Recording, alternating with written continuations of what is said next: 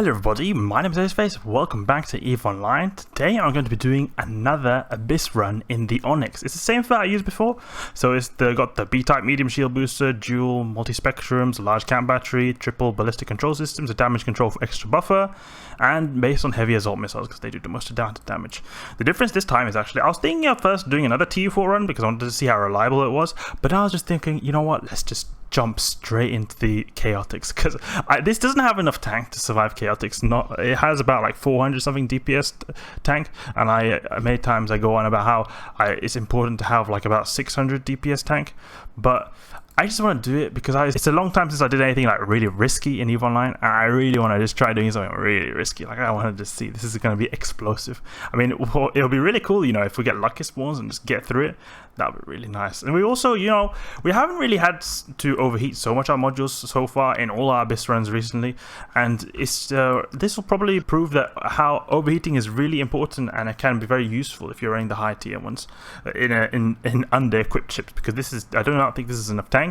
I think we'll also have DPS issues with the amount of like range and DPS we have with the Scourge one, the Caldari Navy one. We have only 400 DPS, so that's really little. But the Fury has quite good, like about 600, I think, something like that. So chaotic exotic. Let's see how this goes. Hopefully, it's not just like a massive starving Vedmak wave that's gonna annihilate us. Okay, let's see what do we have here. Scylla Tyrannos. This could be our end, guys. We have to make it in here. We'll start off by going for the null warps. Actually, no, entanglers, because null warps absolutely do not mean anything to us because we're not using an MWD. Start shooting our miss. Oh wait, no, we're way too far away.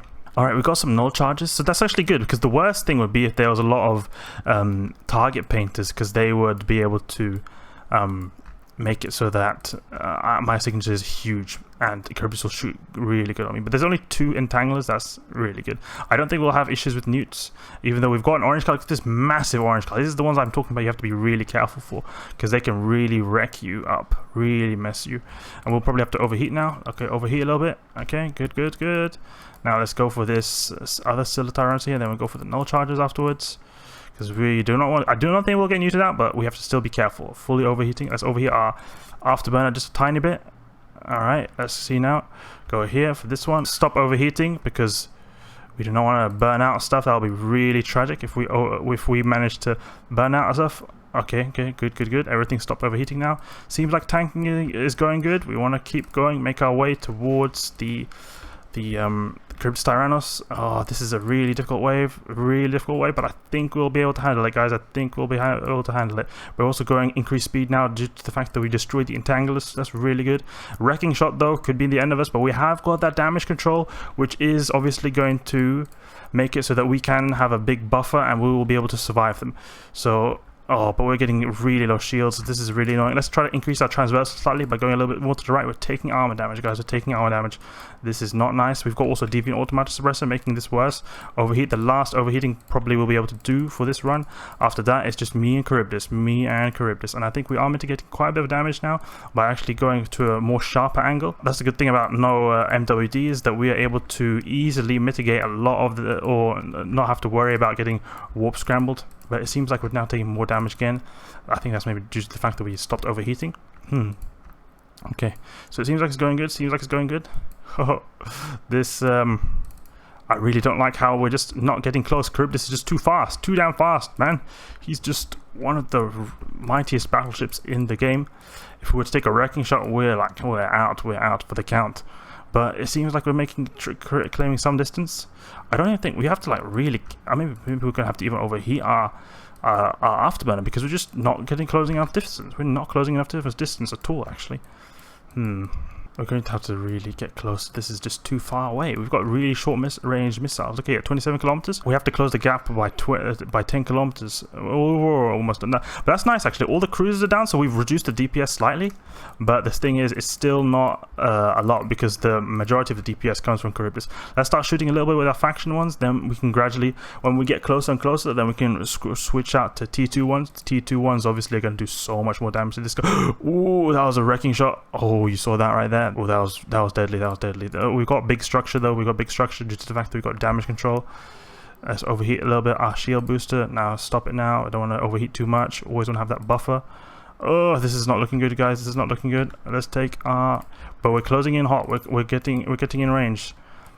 So it looks like we'll probably be able to survive this wave. This looks like it's gonna go actually quite well, except for the fact that all our armor buffer is gone, and that's something really bad because we won't have enough armor buffer to survive tight situations in the future. Also, I think another reason why we're taking so much damage is because we've got a tracking pilot, and you can see here tracking assist is really close to us, and that's not good because Charybdis is obviously going to get a tracking bonus as well, and it's going to track us so good. Okay, let's actually put a little bit of a web on Charybdis. We can go back and forward like this. Look here, hold down Q and just double click and keep going back and forwards. We just keep the transversal up. We're so close that the small movements we're doing is going to be a big factor in keeping our transversal up. See here, the armor or the amount of shield we got is now basically full, so that's really nice. Really tanking like a boss right now. I hope we don't fail to time, actually, because time could actually be an issue as well. We've got the strong kinetic one as well, the 70% resistance ones. That's really bad, actually. Let's go for the transfer conduit. We can actually go there since we're quite slow. Alright, we should have maybe started going earlier because of how we're really slow. Look how much time we're wasting despite this little travel right here. That's one of the things I'm not really used to by using an MWD all the time because of how we travel so fast. So these times in between by traveling to the gate is never really something I factor in because it just goes so damn fast. We're going over 500 meters per second, and MWD gear usually goes about 1.7 kilometers a second. That's like over 3 times the speed. And the time doesn't seem to be that great. Let's see now, 5 minutes 30 seconds, so multiply out by 3, I'll still be under 20 minutes, so we'll be doing good. But I just hope we'll get easy spawns now. I don't want to get these really bad ones. The worst would probably be a starving Leshak, because the starving Leshaks, they'll nuke me out really quickly and I have to get in range. That'll be really dangerous. Let's go to the transfer conduit. We should do more tests, actually, T5 ones with T4 ships, just to see if we can actually by chance just get through them. Alright, so this looks like a pretty easy wave. It's just sleepers, so that should be easy money right here. Switch off to Scourge Caldera Navy because we've got so many frigates on the grid. We'll actually take out these the cruisers first, because I believe a lot of the damage is actually in these cruisers. The Watchmen, a lot of damage you find is in the Watchmen. They do quite high DPS, but I'm not sure. I don't think it's that much, but like it's not like insane like the Vedmax, but I think it's still pretty high. So we'll maybe have to overheat a little bit here if the damage gets hot, but sleepers usually aren't that much of an issue. This guy is clearly going down really fast. Okay, we should have maybe had Scourge, Rage or Fury, because the cruisers are quite big, so it'll be pretty easy to apply to them. Let's move out of this. You can see there's an orange cloud over there. We want to move away. Let's keep going. Okay, he's almost dead. And the good thing here is that we're not against Triglavians, so we're going to ramp up, you know. This is no ramping up. This is just going to get better and better as time progresses, because we're going to kill more of them. Killing more of them will reduce the DPS and we'll be good. I didn't bother collecting the loot because we're on the test server, so there's no reason for us to collect loot. And I just want to see if we can actually just finish this wave. Or I feel like we're going to be maybe pressed for time if we collect the loot. Let's see now. Third cruiser is going to go down. Let's see here. Okay, take this one out. We can see our shield's going down a bit more, but it doesn't seem like it's going to be that much of a deal. I mean, it was going really good in the beginning. Okay, I think it could be because we've been webbed quite a bit, so we're being held in place. Okay, then now let's go for the Wardens, because they web me. Wardens, we've got quite a bit of Wardens over here. Let's take this guy out. Yeah, that's really funny how we're just surviving over on structure here. But we'll have a lot more EHP in our structure, I think, because of how we've got the damage control. Actually, I don't know. The Onyx seems to have pretty good resistances in its armor, so I don't think it will actually be that big of a difference in terms of its structure, or the structure EHP. Let's go for this Firewatch. Actually, no, we have to go for the Warden afterwards, because the Warden is webbing me. Let's go for the transfer conduit. Warden. We just slam dunked that Charybdis. We have the minus 70% kinetic resistance, so that's obviously going to be really bad for us, because it's going to make us a lot less tanky. But on the other hand, it will make us do more damage, so that is the good thing about this. But it is, you see how spicy that was when when we were up against Charybdis, how like we were just almost going to die right there because of that wrecking shot. Let's see our last Warden, then we should go up to speed a bit quicker. Just got frigates left, so it shouldn't be any issue whatsoever. We were webbing them quite easily. I'm gonna kill them quite easily.